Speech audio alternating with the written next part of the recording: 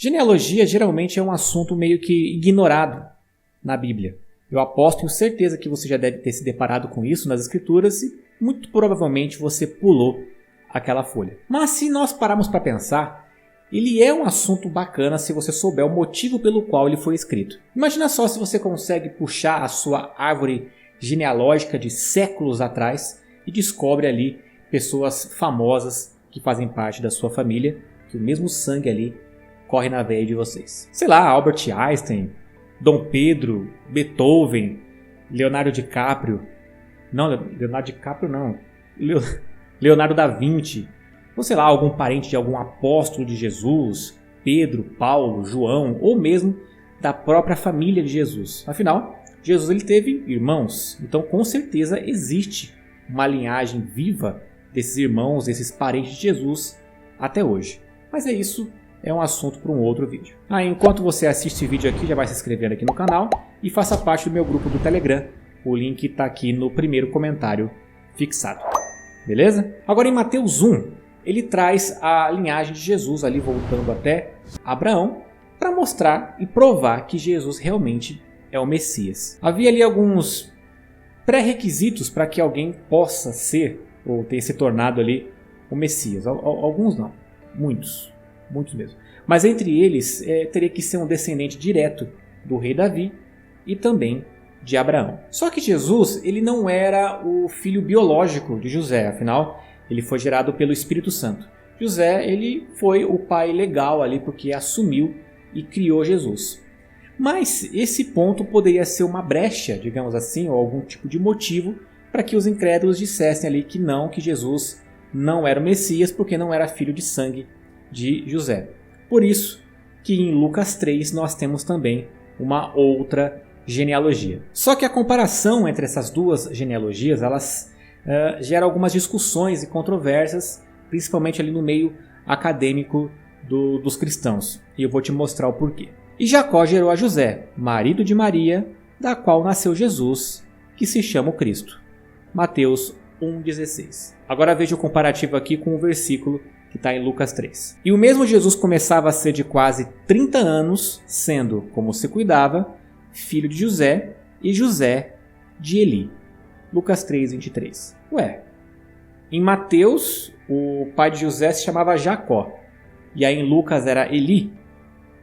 Bom, na verdade, essa genealogia que está lá em Lucas 3 é referente aos ascendentes da mãe de Jesus. Estamos falando aqui de Maria. Mas então por que ao invés de colocar o nome de Maria, colocaram o nome de José? Bom, nós sabemos que a Bíblia ela é patriarcal, ela é voltada mais para os homens. Eu não digo isso de forma pejorativa, né? Porque hoje em dia tem aquelas feministas, né, que falam essa sociedade patriarcal, opressora, blá blá blá. Não.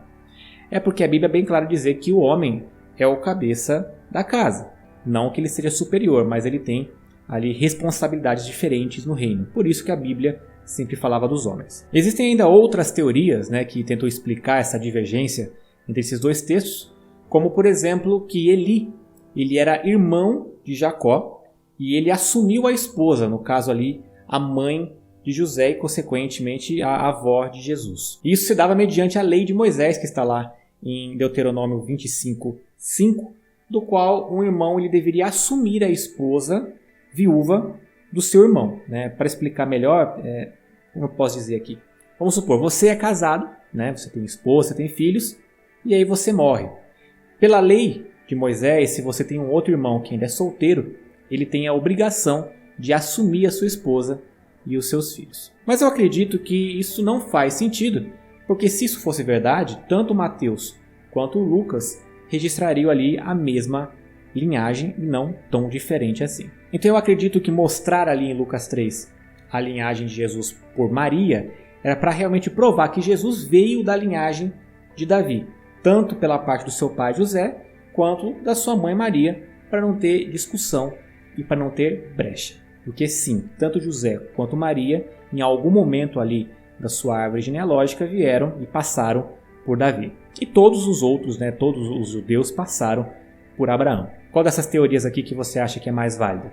Você vai deixando aqui o seu comentário no vídeo, tá bom? Aí eu fiz alguns registros aqui e vi que pela genealogia de José vindo de Abraão até Jesus, foram 41 gerações. Já pelo lado de Maria, deu 57 gerações. É nítido aqui que Lucas ele foi muito mais detalhista no seu registro da linhagem de Jesus. Porque eu disse aqui no decorrer do vídeo que a linhagem vem de Abraão para frente até chegar a Jesus. Mas em Lucas, em Lucas 3, ele menciona a genealogia desde Deus, passando ali por Adão, Sete, Noé, até chegar em Abraão.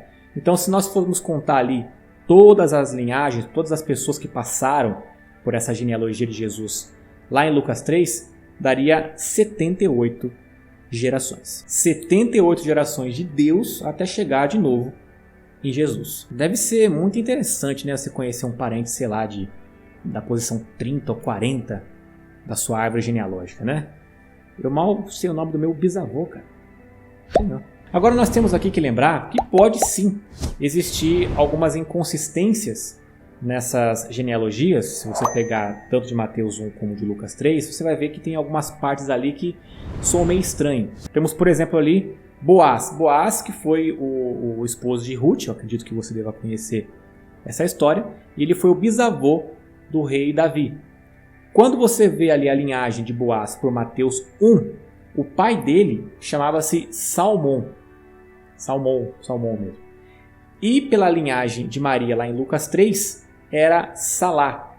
Então, pode ser que tenha ocorrido alguma divergência, ou Lucas ele foi muito mais detalhista, colocou muito mais pessoas ali na sua linhagem, e Mateus ele simplesmente colocou as pessoas principais ali, que realmente tinham alguma relevância dentro dessa linhagem. Tanto é que há essa discrepância. Uma tinha 41 e a outra tinha 57. Mas como eu disse, pode ter essas divergências? Podem, afinal, foram feitas há mais de 2000 anos depois de Abraão, chegando até Jesus. Então, exigir ali um relato histórico exato e digno dessas informações exige demais das pessoas. Só que nós temos que entender que a real importância dessa genealogia é provar que realmente Jesus é da descendência de Abraão e de Davi, que ele veio da tribo de Judá, e isso classifica ele como Messias prometido. Claro que existem muitas outras exigências para assumir esse posto de Messias, e eu posso sim falar disso num outro vídeo, mas eu te garanto que Jesus é, com certeza, o Messias prometido. E para somar esse estudo, aqui na descrição do vídeo eu vou deixar 3 links de alguns vídeos bem antigos que eu fiz, bem aqui no começo do meu canal, que eu falo de outras 3 genealogias, desde a criação do mundo até chegar a Moisés. É bem legal, bem interessante mesmo. Eu espero que você tenha gostado desse vídeo, desse estudo. Compartilhe com seus amigos e familiares. Nos vemos aqui na próxima. Tchau, tchau.